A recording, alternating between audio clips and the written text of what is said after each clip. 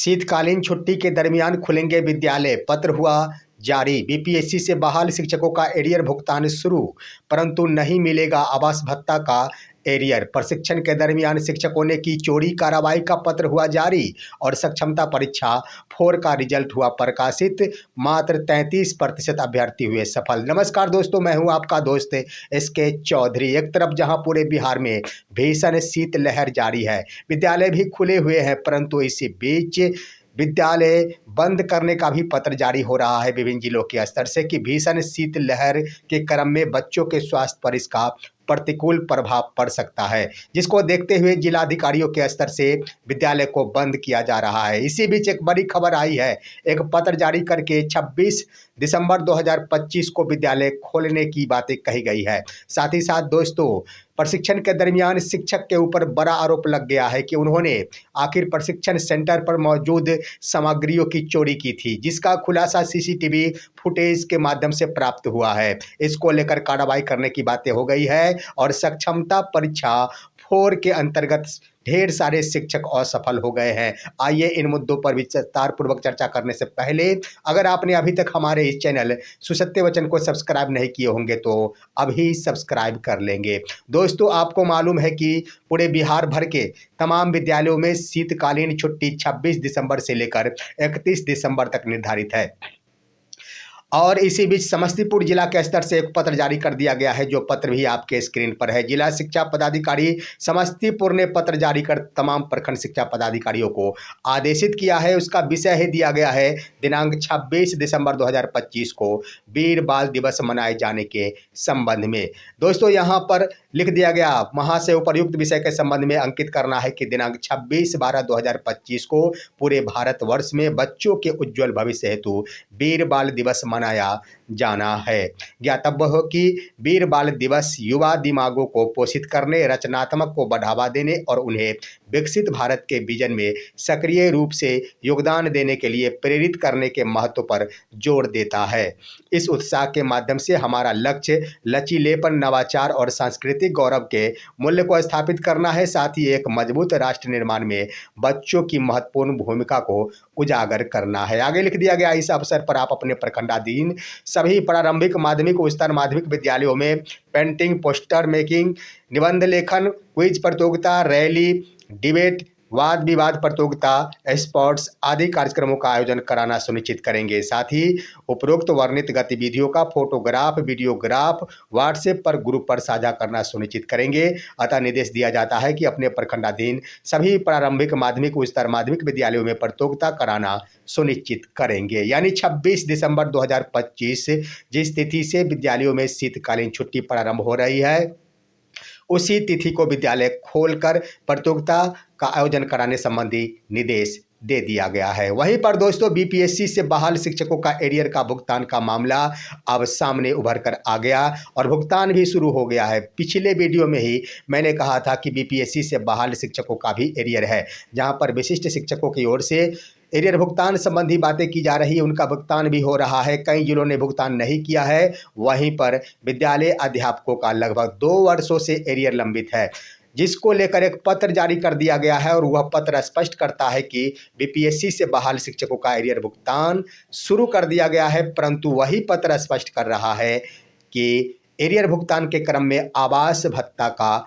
बकाया राशि का भुगतान नहीं किया जाएगा। दोस्तों, वो कौन सा पत्र है, आइए आपको मैं रूबरू कराता हूँ। यह पत्र कौन सा है दोस्तों? यह जो पत्र जारी किया गया है वह अररिया जिले की ओर से जारी कर दिया गया है।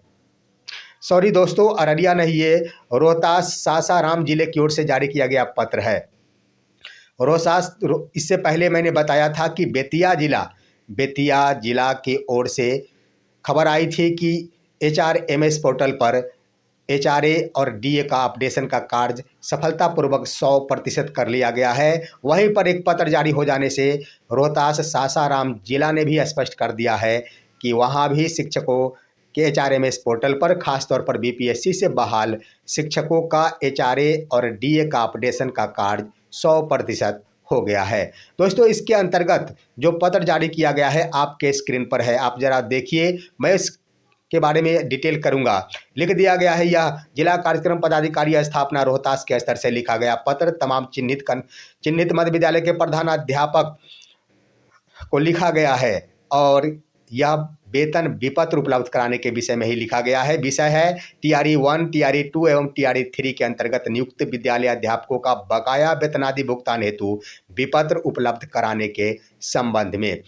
क्या लिखा गया है जरा गौर करेंगे दोस्तों। महाशय उपर्युक्त विषय अंकित करना है कि एचआरएमएस में टीआरई 1, 2 एवं 3 के अंतर्गत नियुक्त विद्यालय अध्यापकों का महंगाई भत्ता 58% अपडेट किया गया है, स्पष्ट कर दिया गया, जिसके आलोक में माह जुलाई 2025 से माह नवंबर 2025 तक का महंगाई भत्ता का अंतर राशि का भुगतान किया गया है। स्पष्ट कर दिया गया कि अपडेशन के बाद जुलाई 2025 से लेकर नवंबर 2025 तक का जो 58% के दर से भुगतान होना था, यानी 55 से लेकर 58% यानी 3% ये डीए का एरियर का भुगतान कर दिया गया है और दिसंबर महीने का तो 58% के दर से भुगतान हो ही जाएगा।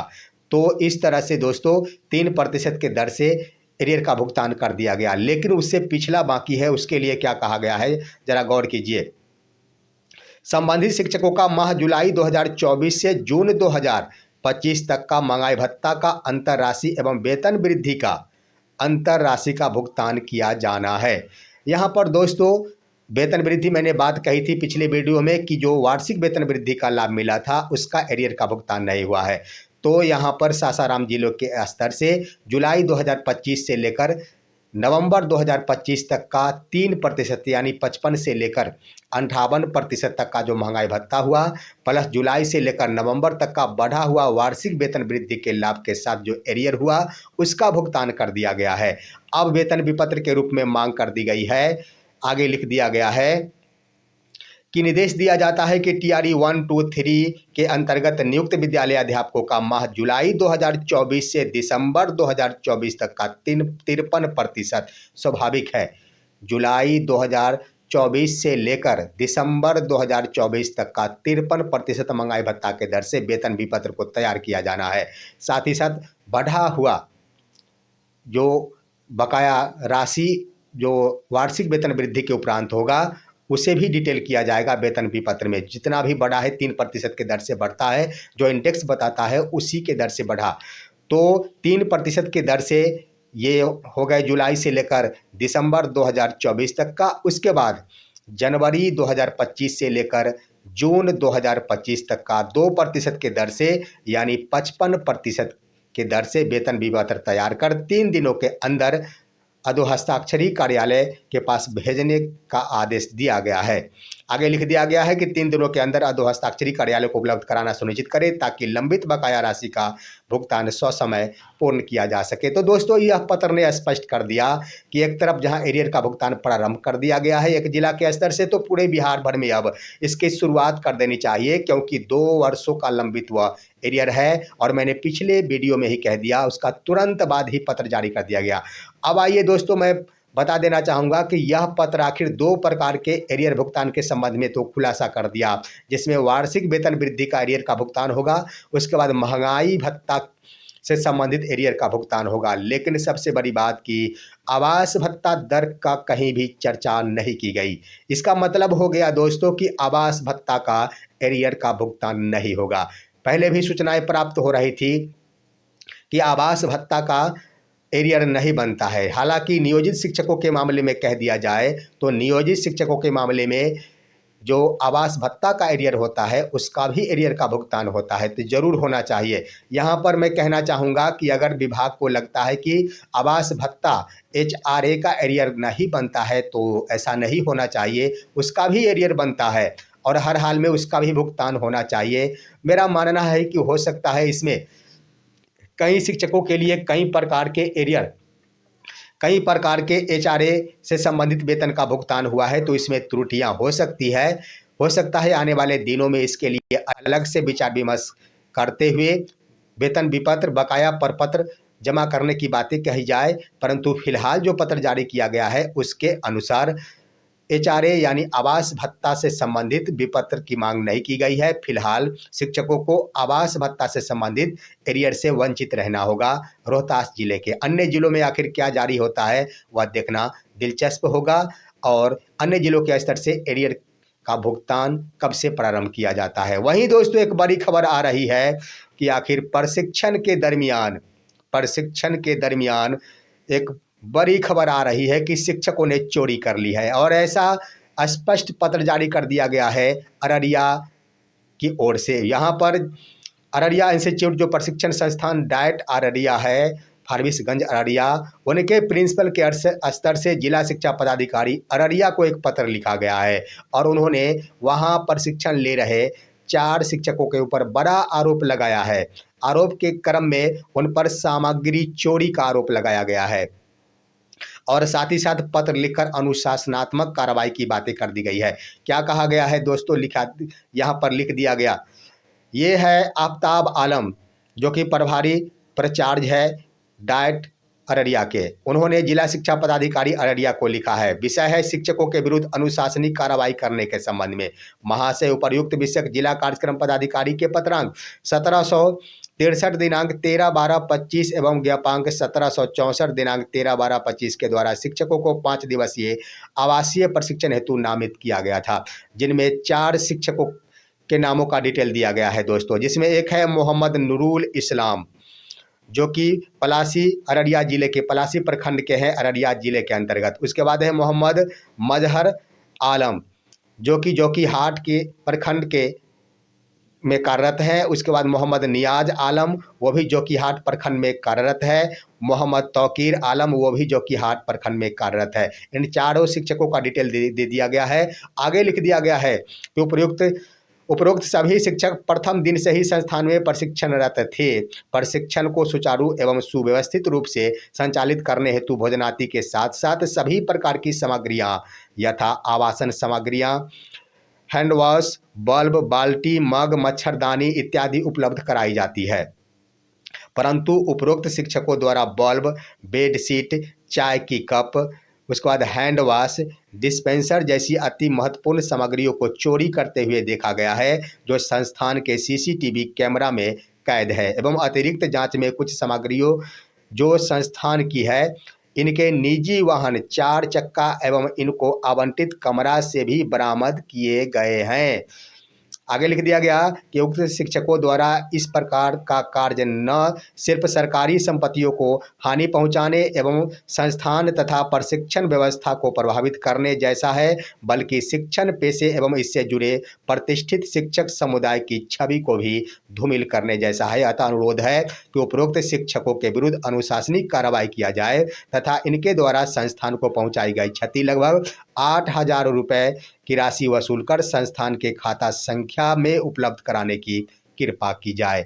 यानी दोस्तों यहाँ पर स्पष्ट कर दिया गया कि सीसीटीवी कैमरा में वो फुटेज मौजूद है जिसमें ये तमाम चारों शिक्षकों के द्वारा कुछ सामग्रियों की चोरी की गई। उसके बाद ये भी आरोप लगाया गया है कि इनके गाड़ी से जो 4 चक्का था उसमें जब तलाशी ली गई तो कुछ सामग्रियां प्राप्त की गई। तो इसके आधार पर बिल्कुल स्पष्ट हो गया है कि इन्होंने कुछ सामग्रियों की चोरी की।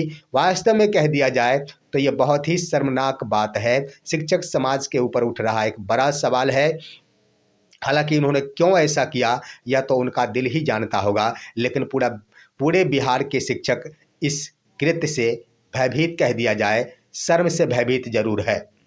देखना है आगे क्या कुछ कार्रवाई। पैसे तो उन्हें जमा करने ही पड़ेंगे, लेकिन अनुशासनात्मक कार्रवाई भी इन पर जरूर। वहीं दोस्तों एक अंत में बड़ी खबर हम बता दें कि सक्षमता 4 का रिजल्ट प्रकाशित कर दिया गया है।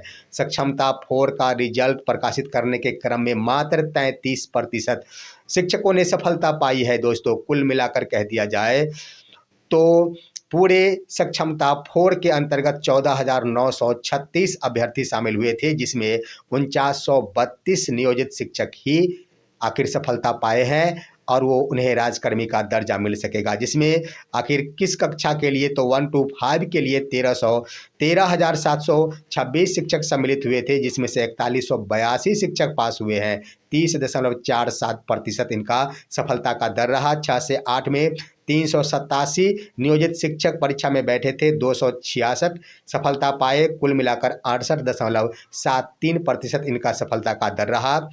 सेकेंडरी यानी 9th एंड 10th के लिए 592 शिक्षकों ने परीक्षा में बैठे थे, 354 शिक्षकों ने सफलता पाई।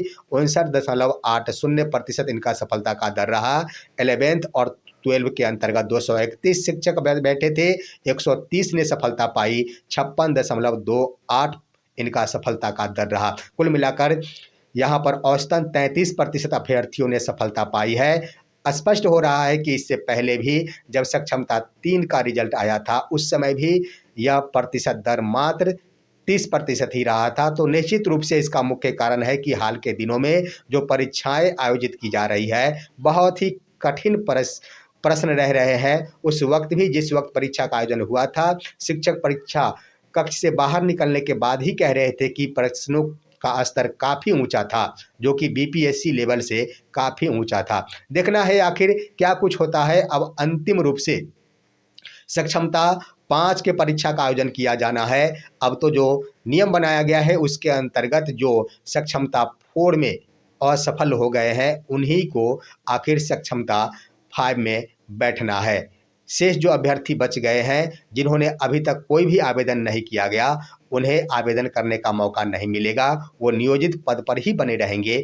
लेकिन अंत में ये 14,936 में से 4932 अगर चला गया तो कुल मिलाकर कह दिया जाए 10,000 अभ्यर्थी ही सक्षमता 5 के लिए परीक्षा में सम्मिलित हो सकते हैं। फिलहाल आज की खबर यहीं तक। आप सभी हमारे इस वीडियो को लाइक कीजिए, अन्य दोस्तों के पास शेयर कीजिए और अब दीजिए अपने दोस्त को इजाजत। हम फिर मिलेंगे आपसे अगले वीडियो में, तब तक के लिए नमस्कार।